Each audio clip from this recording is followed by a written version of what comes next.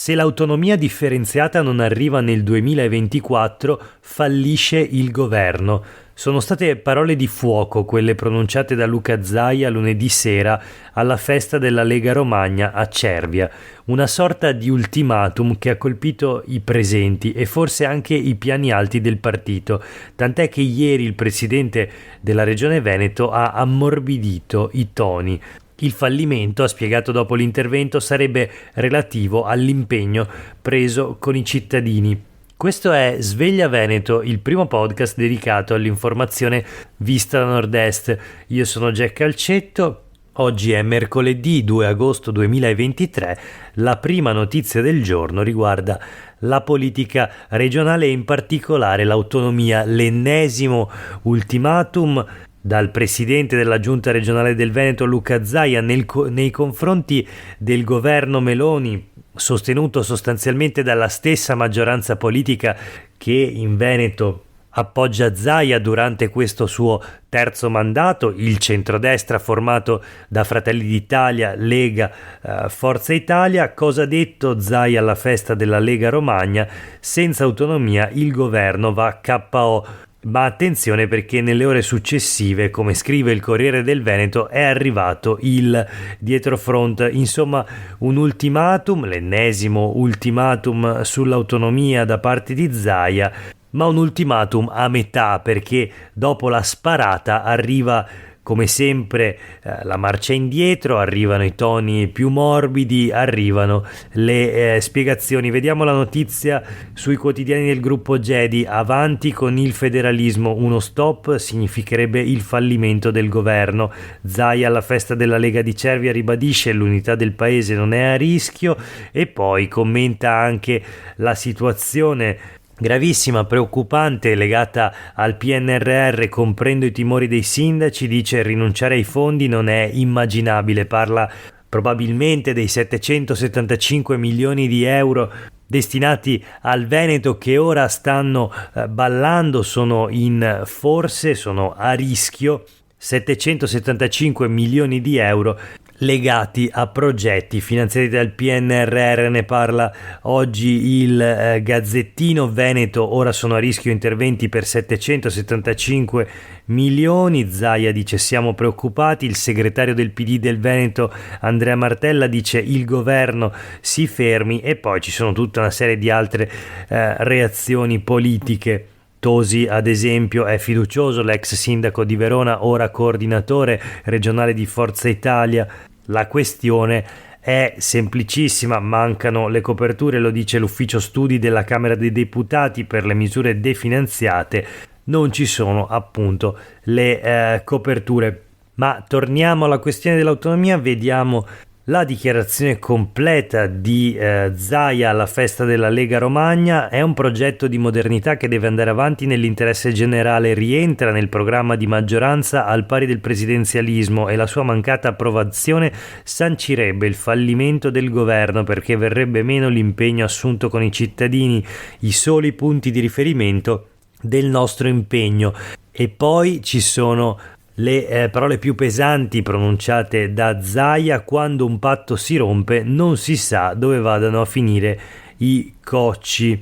Insomma, prova ad alzare il tiro Zaia nei confronti del suo stesso governo amico, un governo di centrodestra che in effetti ha promesso di realizzare l'autonomia e che formalmente almeno sta procedendo in questa direzione con il DDL Calderoli, un testo criticatissimo non solo dalle opposizioni ma anche dalle forze sociali del paese. Zaia interviene naturalmente a tutto tondo alla festa della Lega Romagna, parla anche della questione di attualità socio-economica probabilmente principale, ovvero lo stop al reddito di cittadinanza. Dice più che i poveri aiutava i furbetti. Queste le parole del presidente della Regione Veneto proprio nelle ore in cui ieri 1 agosto circa 2000 famiglie venete dopo aver ricevuto l'SMS dell'INPS, si vedevano bloccare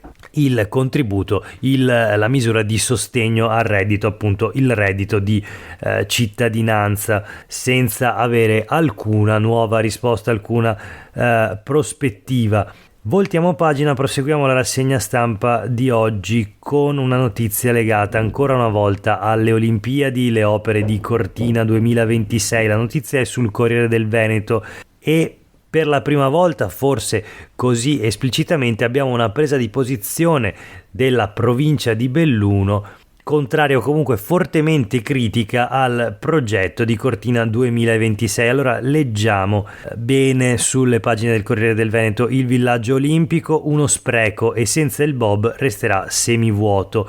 Olimpiadi provincia contro il progetto appunto del villaggio olimpico che attualmente è previsto a Fiames, mi scuso per la pronuncia, ma sui ritardi della pista il governo rassicura. Qui si parla della pista da bob, ne abbiamo parlato ieri nella puntata di Sveglia Veneto, un progetto che attualmente ha visto la gara andare deserta, quindi l'appalto non è stato ancora affidato per la realizzazione della pista da bob.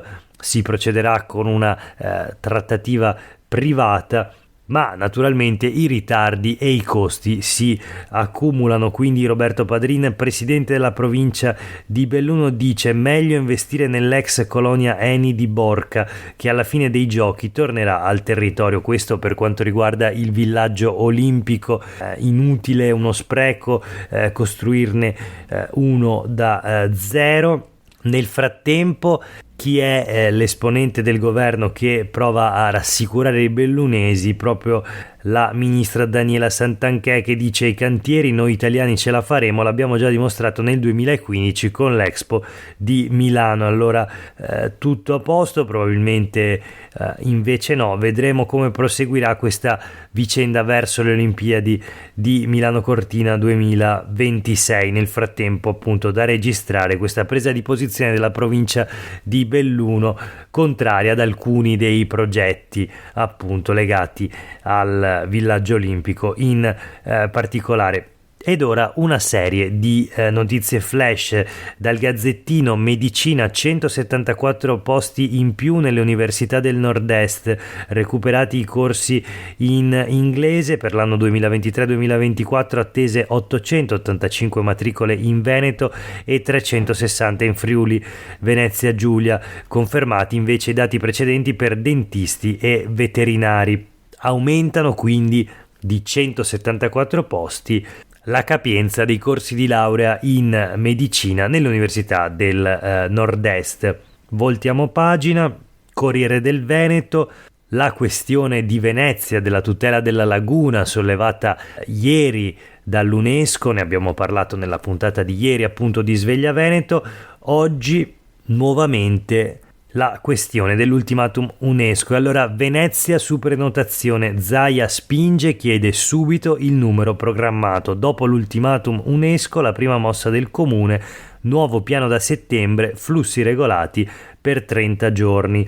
Il presidente della Regione Veneto Zaia dice: si dovrebbero riconoscere gli sforzi che abbiamo fatto investendo 9 miliardi di euro per l'acqua alta con Mose e altre opere. E poi c'è chi dice: sul turismo si regge l'economia cittadina, non può essere considerato solo un problema, serve un progetto serio. Il Corriere del Veneto prova a ricostruire le tappe, l'UNESCO monitora lo stato di conservazione degli oltre 1000 siti dichiarati patrimonio dell'umanità. Già nel 2017 aveva messo in guardia Venezia del rischio di essere inserita nella blacklist. Allora, in vista della sessione di Riyadh di metà settembre, i tecnici del World Heritage Center hanno ritenuto insufficienti le risposte dello Stato su temi come il turismo di massa e il clima. Se la bozza di decisione sarà approvata, lo Stato italiano dovrà preparare entro l'1 febbraio 2024 un nuovo report che verrà analizzato nella sessione dell'anno prossimo. Nel frattempo, a Venezia i posti letto per i visitatori stanno per superare gli abitanti del centro. La differenza tra posti letto turistici e residenti è di soltanto 74 unità, precisamente sono 49.272 i posti letto turistici e 49.346 è invece il numero dei residenti veneziani. E ciò fa di Venezia una città che ha circa 50.000 abitanti, ma ogni giorno è abitata, è vissuta da il triplo delle persone, 150.000, perché appunto ai 50.000 abitanti si aggiungono 50.000 turisti in media e altri 50.000 lavoratori pendolari. Voltiamo pagina, chiudiamo con le ultime due notizie flash. La prima riguarda la sicurezza sul lavoro, una sicurezza che non c'è, inutile girarci attorno. Siamo sulle pagine del Corriere del Veneto. Precipitano dal tetto di un capannone, sono gravissimi. Incidente in azienda mentre installano i pannelli fotovoltaici, 2 operai in condizioni disperate. Succede a Ponzano Veneto, in provincia di Treviso. Infine chiudiamo questa rassegna stampa con una notizia che riguarda la politica regionale. Allora leggiamo il titolo, che è piuttosto curioso, sulle pagine dei quotidiani del gruppo Gedi: è vietato bere alcolici al bar del Consiglio regionale. La decisione pare sia stata presa dopo una serie di intemperanze rilevate, ma i frequenti buffet e una deroga consentono di aggirare la norma. Chi volesse approfondire il tema trova l'articolo di Enrico Ferro sulle pagine dei quotidiani del gruppo Gedi di oggi. E per questo 2 di agosto è davvero tutto. Grazie per aver ascoltato questa puntata di Sveglia Veneto. A tutte e tutti voi una buona giornata.